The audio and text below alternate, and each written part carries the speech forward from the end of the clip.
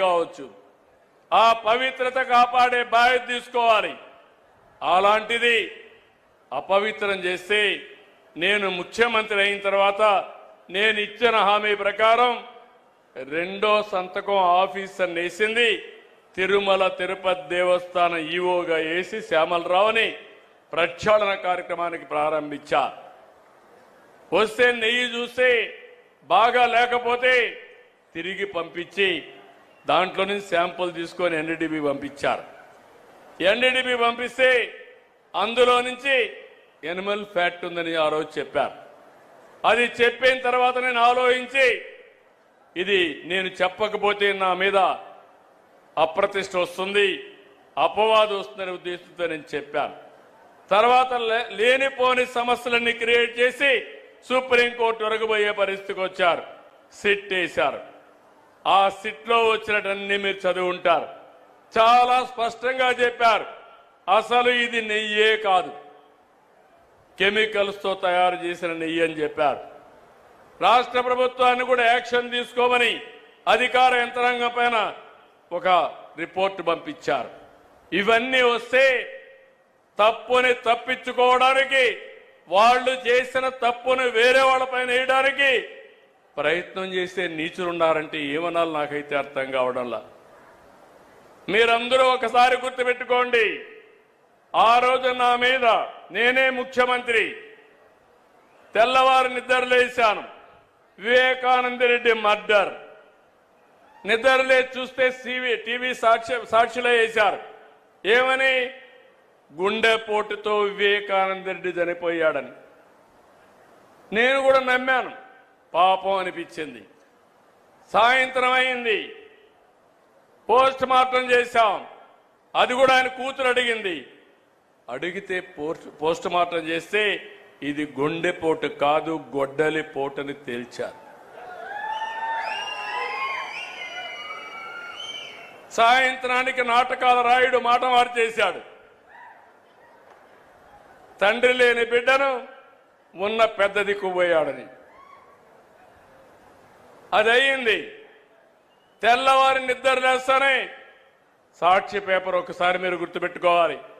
నారాసుర రక్త చరిత్ర నా చేతిలో కత్తి పెట్టి నా జీవితంలో ఊహించని సంఘటనది.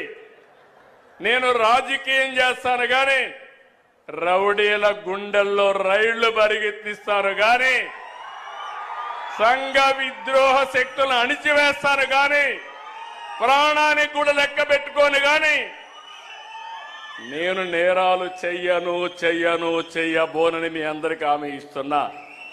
అది నా నిజాయితీ, అది నా యొక్క జీవితం అంతా కూడా మీరు చూశారు. అలాంటిది పాపం ఆ అమ్మాయి కూడా వాళ్ళ చిన్నాన్న కూతురు మోసపోయింది. తర్వాత తెలుసుకునే కొద్దిగా లేట్ అయిపోయింది. ఇప్పుడు తిరుగుతా ఉంది. సెక్యూరిటీ కూడా పెట్టుకొని తిరిగే పరిస్థితి వచ్చింది. నిన్న మీరు చూస్తే ఇంత స్పష్టంగా చెప్పితే అపవిత్రం చేశారని చెప్తే, అవినీతి జరిగిందని చెప్తే తిరిగి హెరిటేజ్ అనే కంపెనీ తీసుకొచ్చి నా పేరే వేసి తప్పించుకోవాలంటున్నానంటే కరుడు గట్టిన నేరస్తుడు అవునా కాదా అని మిమ్మల్ని అడుగుతున్నా. అలాంటి నేరస్తులతో రాజకీయం చేయాలనా? ఏమంటారు మీరు? అంటే మీకు బాధ్యత లేదా? నాకు ఒక్కడికైనా బాధ్యత రాష్ట్రాన్ని కాపాడుకోవడం మీకు బాధ్యత లేదా? ఎందుకు మీరందరూ కూడా గట్టిగా ముందుకు రావడం లేదు నేను అడుగుతున్నా. మంచిని అభినందించాలి, చెడుని ఖండించాలి. చెడు వ్యక్తులను కూడా ఎక్కడికక్కడ మీరు నిరాకరించే పరిస్థితి రావాలి. అప్పుడే రాజకీయాలు ప్రక్షాళన అవుతాయి. అట్లా కాకుండా ఏదో చిన్న దీని మీదనే ఆలోచిస్తా కూర్చుంటే నాకెందుకు వచ్చిందని మీరు ఇంట్లో పడుకుంటే 5 ఏళ్లు మీకోసం నేను కష్టపడ్డా. కడాన నాకు ఎప్పుడూ కలలో కూడా ఊహించలేదు. నేను కూడా జైలుకు పోవాల్సి వచ్చింది.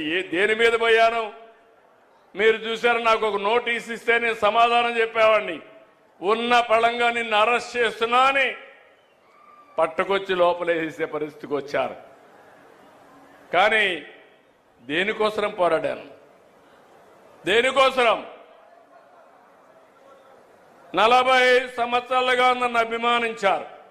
ఎవరికి ఇవ్వని గౌరవం నాకు ఇచ్చారు. సమైక్య ఆంధ్రప్రదేశ్లో కానీ ఈ రాష్ట్రంలో కానీ నేను మీరు కష్టాల్లో ఉన్నారని, ఇబ్బందుల్లో ఉన్నారని, దౌర్జన్యాలు ఉన్నాయని నేను కూడా పారిపోతే ఈ రాష్ట్రం ఏమవుతుందని ఆలోచించి నా ప్రాణం పైన పర్వాలేదు ఈ రాష్ట్రాన్ని కాపాడాలని కాపాడడం కోసం ముందుకు పోయాను. చాలా మంది అన్నారు జైల్లో నుంచి మీరు తిరిగి రారన్నారు. నేను ఎప్పుడూ భయపడలేదు. నేను ఒకే మాట చెప్పా, నేను 23 క్లెయిమోర్ మైన్స్ నా మీద వేసినప్పుడే భయపడకపోతే దీనికి నేను భయపడనని చెప్పాను. ఒక పద్ధతి కోసం, ఒక పర్పస్ కోసం ఉన్నప్పుడు భయపడను. అది నా నైజం. ఇప్పుడు చూస్తే నిన్న సాక్షాత్తు వెంకటేశ్వర స్వామి ఫోటో కూడా కౌన్సిల్లోకి తీసుకెళ్లిపోయారు. ఏం తమ్ముళ్ళు, ఇది మీకు న్యాయం అనిపిస్తుందా? న్యాయం అనిపిస్తున్నానని మిమ్మల్ని అడుగుతున్నా. ఇలాంటి వాళ్ళతో నేను రాజకీయం చేయాలని మిమ్మల్ని అడుగుతున్నా. చెప్పులు వేసుకొని వెంకటేశ్వర స్వామి ఫోటోలు తీసుకొని ఇసిరిసేస్తారు. అంటే ఏంటి మీ అజం? ఏంటి మీ అహంకారం? మీ అహంకారం అంతా ఒకటే, ఒక రాజకీయ పార్టీ అని. శివుడి తల మీద పాముంటే మనం ఏం చేయలేము ఒకసారి. అదే అనుకుంటున్నారు. నేను తప్పకుండా శివుడు తలపైన పాముంటే నమస్కారం పెట్టి శివుడికి దాన్ని బయట తీసుకొచ్చి పాముని ఏం చేయాలో అది చేస్తామని చెప్పి కూడా నేను మీకు తెలియజేస్తున్నా. ఎవరి కోసం ఇది? మీకోసం అవునా కాదా? పల్నాడులో ఏం జరిగింది? రాజకీయాలు ఏంటి? ముఠా కక్షలు. రాయలసీమ మొత్తం ముఠాల్ని పూర్తిగా అణిచివేసి ఈరోజు రాయలసీమ కరువు సీమ కాదు, రతనాల సీమని హార్టికల్చర్ హబ్గా తయారు చేస్తున్నారు. నీళ్ళిచ్చా హార్టికల్చర్ హబ్ చేస్తున్నా, రైతాంగాన్ని బాగు చేసే బాధ్యత తీసుకున్నా. ఇక్కడ కూడా మిమ్మల్ని అందుకే అడుగుతున్నా. నేను చాలా పెను మార్పులు తీసుకురావాలనుకుంటున్నాను. ప్రతి ఎకరాకు నీళ్లు ఇవ్వాలనుకుంటున్నాను. కరెంటు ఛార్జీలు పెంచకుండా ఉండాలనుకుంటున్నాను.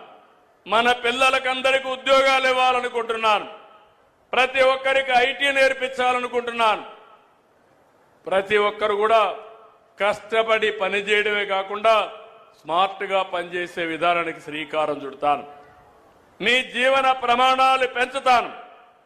ఇలాంటి కార్యక్రమాలు నేననుకుంటే 24 గంటలు నిద్రలేస్తే ఇదే ప్రయోగాలు, చెత్త ప్రయోగాలు, పాతకాలపు రాజకీయాలు. మొన్న బయట వస్తే మీరే చూశారు.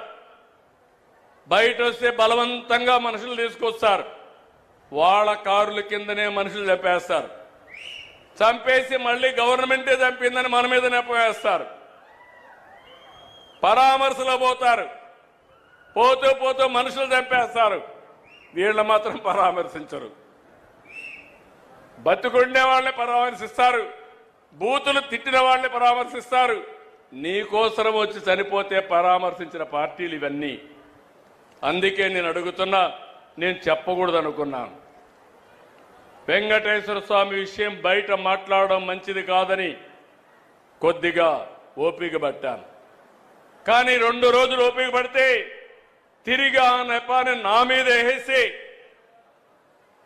దొంగని తప్పించుకునే పరిస్థితికి వస్తే దొంగను పట్టి నడి రోడ్లో నిలబెట్టవలసిన బాధ్యత, పోలీసింగ్ చేయాల్సిన బాధ్యత నా పైన ఉంది. అవునా కాదా? నేను చెప్పింది వాస్తవం. చేలు పైకెత్తండి. మీరు నాతో నడుస్తారా అని మిమ్మల్ని అడుగుతున్నా. Thank you.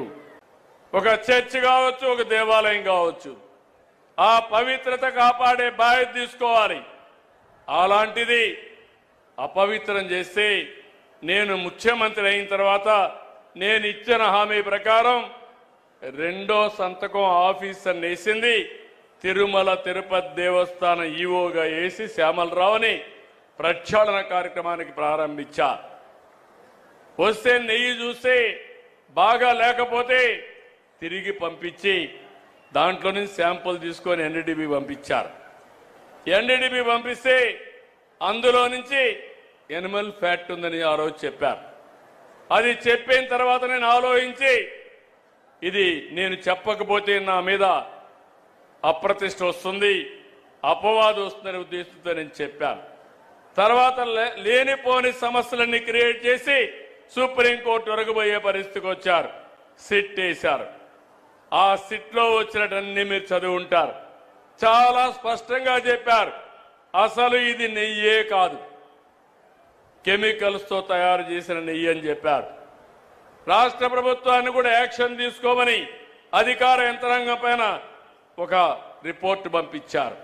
ఇవన్నీ వస్తే తప్పుని తప్పించుకోవడానికి, వాళ్ళు చేసిన తప్పును వేరే వాళ్ళపైన వేయడానికి ప్రయత్నం చేసే నీచులున్నారంటే ఏమనాలి నాకైతే అర్థం కావడంలా. మీరందరూ ఒకసారి గుర్తుపెట్టుకోండి, ఆ రోజు నా మీద నేనే ముఖ్యమంత్రి, తెల్లవారు నిద్రలేశాను, వివేకానంద రెడ్డి మర్డర్, నిద్రలే చూస్తే టీవీ సాక్షిలో వేశారు. ఏమని?